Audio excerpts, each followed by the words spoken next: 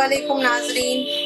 आज हम बना रहे हैं दाल गोश्त और इसके लिए हमने यहाँ पर जो चीज़ें ली हैं तो ये है तुअर की दाल।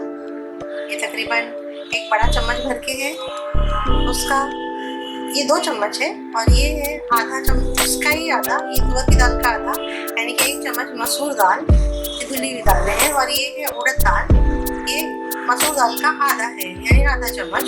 और ये चने की दाल, ये भी आधा चम्मच है। इस तरह से 2 चम्मच, 1 चम्मच और ये 1 चम्मच, इस तरह से हमने ये दालें ली हैं। अब इसी तरह से लीजिएगा और इससे दाल गोश्त बहुत अच्छा बनता है। उसके अलावा ये जो है कुछ मसाले हैं, टमाटर है, प्याज है और ये बारीक कटी हुई मेथी की भाजी है, ग्रीन भाजी है। और ये हमने हरा धनिया यहाँ काट के रखा है, तो ये हरा धनिया भी एक पंच है समझिए। और ये मेथी थोड़ी है, कम लेना है, मेथी बहुत ज़्यादा मेथी लोगे तो आपकी सारी दाल में मेथी ही मेथी लगेगी, उसी का फ्लेवर आएगा। अब हम शुरू करते हैं। पहले हम दालों को धो लेंगे और कुकर में ये सारी चीज़ें डाल के थोड़ा तेल और हल्दी डाल के इसे गलने के लिए रख देंगे।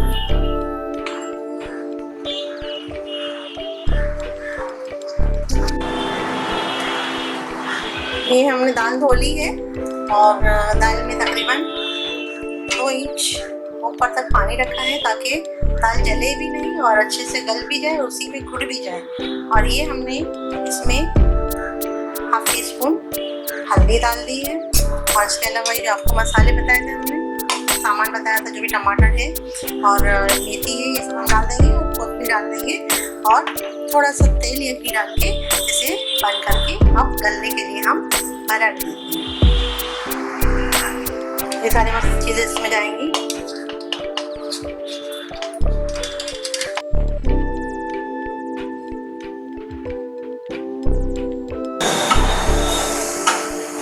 पौना किलो गोश्त हमने लिया है, जो धो के रख लिया है। उसके बाद है ये हमारे कुछ पाउडर मसाले, वो जिसमें है ये धनिया, हल्दी, ये 1 चम्मच 1 टीस्पून धनिया है, पौना टीस्पून हल्दी है, ये मिक्स गरम मसाला है, इसे हम मिक्स मसाला भी कहते हैं।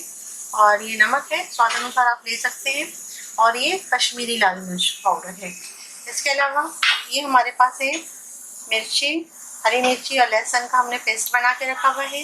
ये सूखा खोपरा है, इसको हमने भून के इसमें थोड़ा ज़ीरा मिलाया है और इसे लहसुन भी थोड़ा सा डाला है और इसे पीस के रखा है।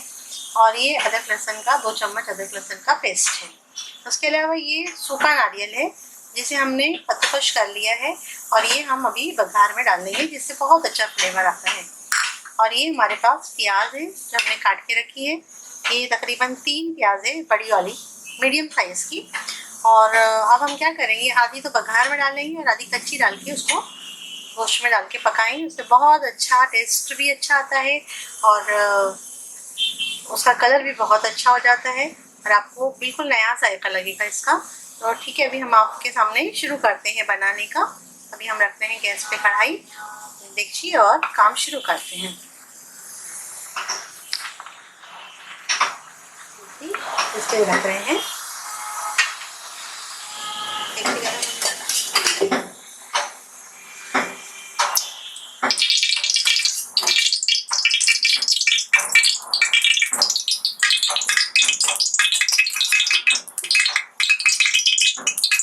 हमने 3 चम्मच तेल डाला है क्योंकि हमें लग रहा था ज़्यादा हो जाएगा। और अब हम इसमें तेल को गर्म होने देते हैं और ये जो हमने सूखा नारियल यहाँ पर कद्दूकस करके रखा है पहले ही डालेंगे। इसका थोड़ा सा कलर चेंज हो जाएगा, ये गुलाबी हो जाएगा तो हम प्याज डालेंगे, लेकिन प्याज पूरी नहीं डालेंगे, आधी ही डालेंगे और आधी गोश्त के साथ डाल के उसको गलाएंगे और फिर भूनेंगे और दिखाते हैं आपको।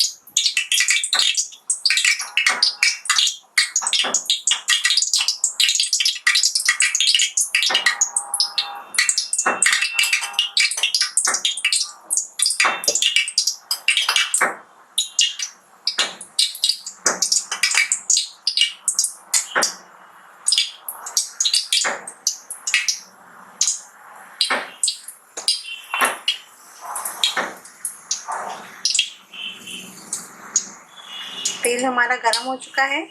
अब हम इसमें डाल रहे हैं ये सूखा नारियल जो हमने कद्दूकस करके रखा है। तो इसको ज़्यादा नहीं करना है, थोड़ा जलने नहीं पाए, और थोड़ा सा इसका कलर चेंज होने पर हम इसमें प्याज डाल देंगे। अभी हम डाल रहे हैं प्याज।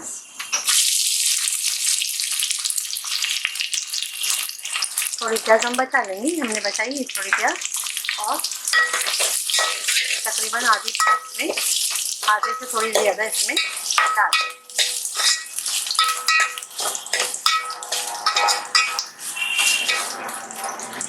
अब प्याज थोड़ी सी ब्राउन होने तक हम इसको लाल होने तक इसको पकाएंगे।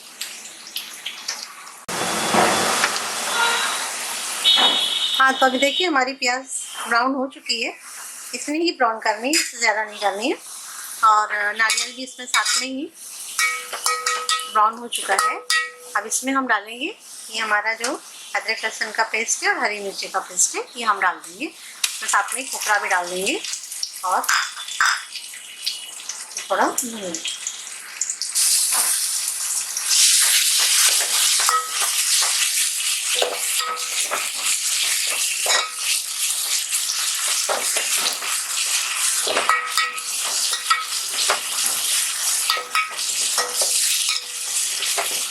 अब इसमें हम ये गोश्त डाल देंगे, बहुत ज़्यादा नहीं भूनना है। ये जो हमारा भुना हुआ गोश्त है ये हम डाल देंगे इसमें।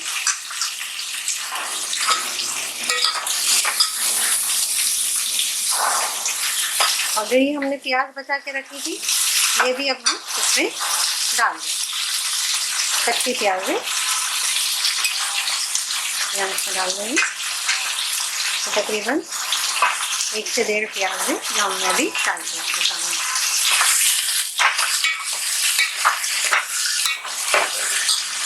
और तो अब इसमें हम डाल रहे हैं हमारे पाउडर मसाले, मिर्ची, गरम मसाला, हल्दी, धनिया और नमक।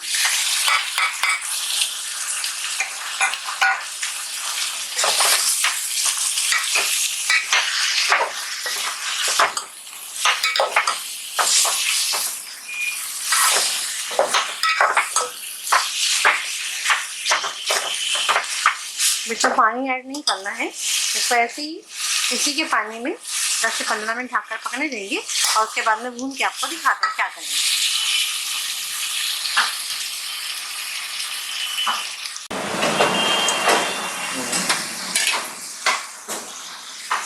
उसमें आ रहा है आगे इधर आ रहा होगा, नीचे आ रहा होगा। अरे देखिए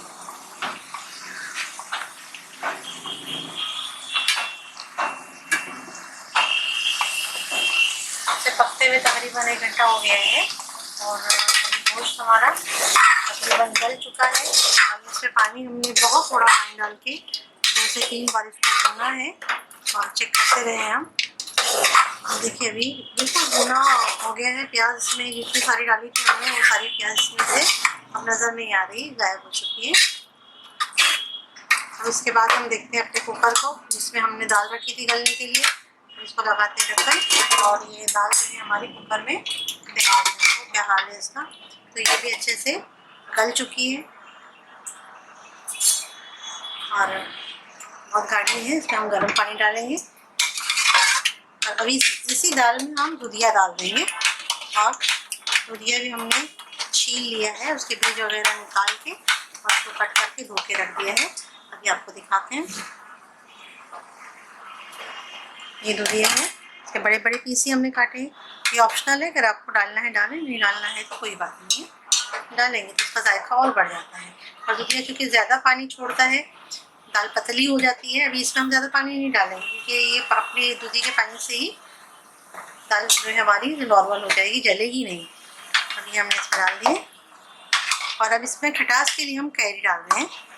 आप इमली का रस डाल सकते हैं, अमरूसी डाल सकते हैं, आमचूर पाउडर डाल सकते हैं, जो भी चीज़ आपको पसंद है आप डाल लीजिए। लेकिन ये कैरी का जायका इसमें बहुत अच्छा रहता है और इमली भी अच्छी लगती है। लेकिन अभी हमारे पास कैरी थी तो हमने सोचा कि इसमें कैरी डाल दें। तो अभी कैरी को हमको छीलना नहीं है, ये पूरी अक्की कैरी है, इसके हम बड़े बड़े टुकड़े करके और डाल देंगे। इसमें थोड़ा काला हिस्सा है तो हम निकाल रहे हैं, बाकी इसको हम बड़े टुकड़ों में ही काट के डाल दें।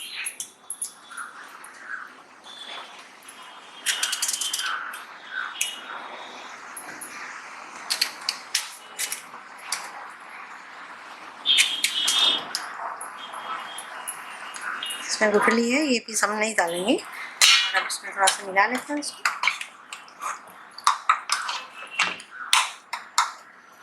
और ये रखा है हमारे पास गर्म पानी, थोड़ा गर्म पानी हम इसमें डालते हैं। ठंडा पानी नहीं डालना है, गर्म ही डालना है।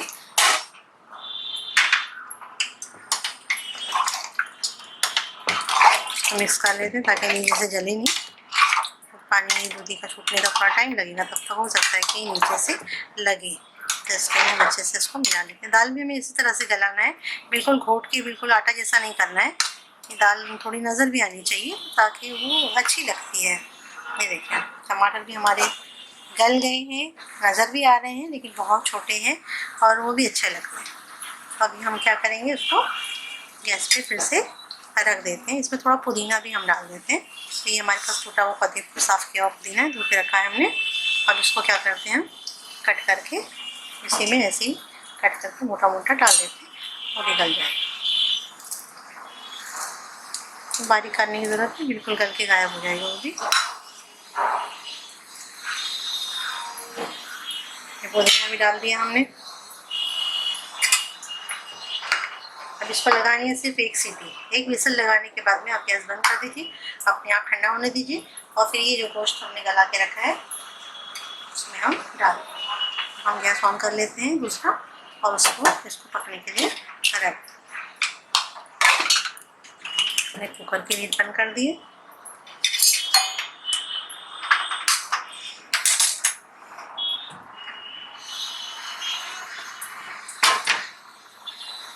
तकरीबन 5 से 7 मिनट में ही हो जाएगा। तब तक हम फिर गोश्त में थोड़ा सा पानी बढ़ा लेते हैं, देख लेते हैं इसको क्या हाल है। और बहुत अच्छे से बन चुका है और मसाले भी बहुत अच्छे से बुनाई हो चुकी है।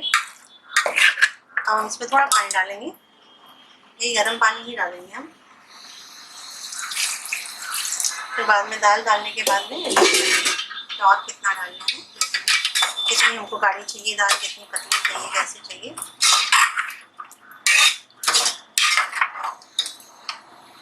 तो सब थोड़ी देर पकने देंगे, जब तक दाल हमारी गल रही है, दूधी गल रही है, तब तक हम इसको पकने देंगे ऐसे ही आंच पे ही। और जब दाल मिला देंगे तब आप करेंगे।